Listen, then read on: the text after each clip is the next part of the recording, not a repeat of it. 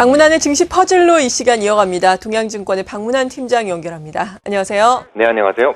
네, 오늘 시초가부터 시장이 하락 출발을 했는데요. 이렇게 하락을 한 근본적인 원인은 어디에 있다고 보십니까? 네, 그리스 문제는 정작 일단락되고 있는데 뜻하지 않은 변수들이 또 하나씩 둘씩 불거지고 있습니다. 이틀 전에 이탈리아의 마리오 몬티 이야기를 드린 적이 있습니다만 지금 유럽에서는 사태 해결을 놓고 파벌이 조성되고 있는 것이 문제일 것 같습니다. 이탈리아의 몬티 총리가 독일식 긴축 일변도의 정책은 문제가 있다면서 일자리 창출이 시급하다는 취지의 발언을 했었고요. 여기에 대해서 12개 나라가 즉각 지지 의사를 밝혔다는 그런 말씀을 드렸었는데요. 오늘은 또 IMF에서 한마디 했었습니다. IMF의 총재 크리스틴 라가르드는 다음 달 1일 2일 예정인 그 유로 정상회담의 결과를 보고 나서 그 이후에 IMF의 지원 수위를 결정하겠다 이렇게 선언을 했는데요. 그러니까 지난 재무장관 회의에서 거론됐었던 ESM에 대한 증액 문제가 타결되는지 여부를 보고 그 다음에 IMF의 유럽에 대한 지원 수기를 결정하겠다. 뭐 이렇게 지금 얘기를 한 겁니다. 이 발언은 당연히 독일을 압박하기 위한 목적이었을 겁니다.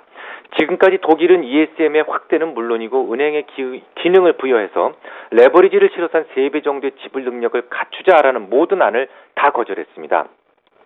이 독일의 강력한 반대에 유럽의 재무장관들은 기존에 있었던 EFSF의 활용이라고 하는 절충안을 내놓았었는데요. 만약에 그것까지도 또다시 독일이 반대를 하게 되면 IMF 적극적으로 유럽을 돕지 않을 생각이다라는 것을 표현한 셈이죠. 그렇다면 이것이 구체적으로 어떻게 악재가 될까요?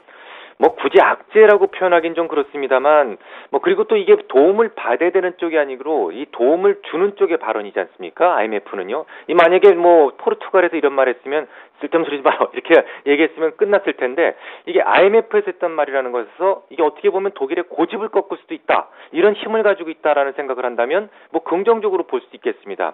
지금까지 독일은 유럽 위기에 대해서 누구의 말도 듣지 않았지 않습니까? 아무래도 가장 큰 도움을 줄 수 있는 나라라는 점에서 지금까지는 독일의 리더십에 대해서 반론을 제기하는 나라는 거의 없었습니다. 따라갈 뿐이었죠.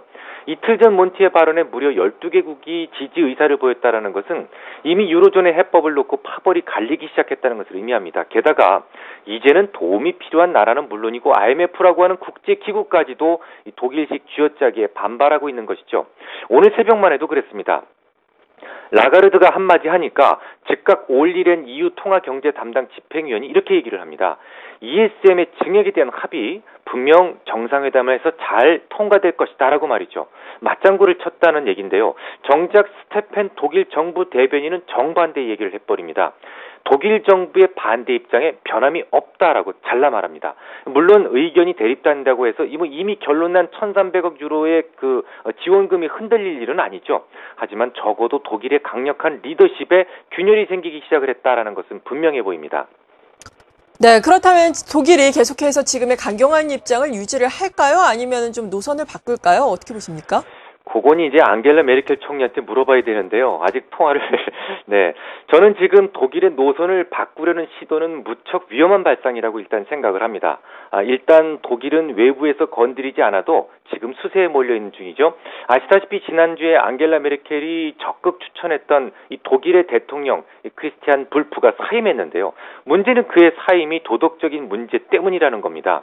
사실 그가 대통령이 되기 전에 요하임 가우크라는 동독 출신의 인사가 대통령이 될 것을 메르켈이 굳고 반대하는 바람에 불프가 됐던 것이죠.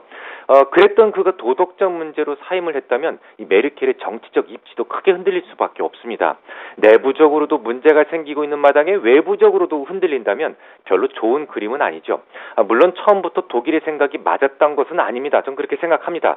하지만 그렇다고 해서 만약에 라가르드의 말대로 지금 당장 ESM을 충분히 늘리고 불량국의 국채를 마구 사들이는 쪽으로 방향을 전환한다면, 지금 전환한다면 위험은 당장 작아질 수 있지만 아마도 불량 국가들의 재정 통합은 기한 내에 이루기 어려울지도 모릅니다. 그럼 유로존의 문제는 더 오랜 시간 끌고 갈 가능성도 배제할 수 없는 것이죠.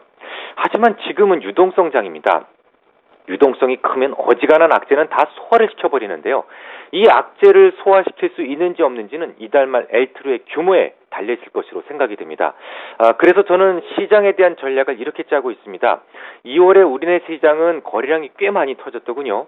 이게 균형점을 깨고 내려간다면 다시 상승으로 전환되는데 시간이 좀 더 걸릴 수도 있겠습니다. 일단 보유 종목을 굳이 먼저 매도하지는 않을 생각입니다만 만약에 추세가 이탈될 경우에 행동은 기준점인 2010을 기준으로 조금 다르게 대응할 생각입니다. 만약에 2010포인트를 기준으로 그 아래에서 있다면 개별 종목의 추세가 이탈되는 것을 그냥 이탈만 시키고 종목을 따로 추가하거나 교체하지는 않을 생각입니다. 하지만 2010포인트 위에서는 만약에 개별 종목이 이탈된다면 다른 종목으로 곧 교체를 해서 전체 주식 포트 비중은 그대로 유지할 생각입니다. 네, 투자 전략 잘 또 염두를 해둬야 되겠습니다. 동양증권의 박문환 팀장이었습니다. 고맙습니다.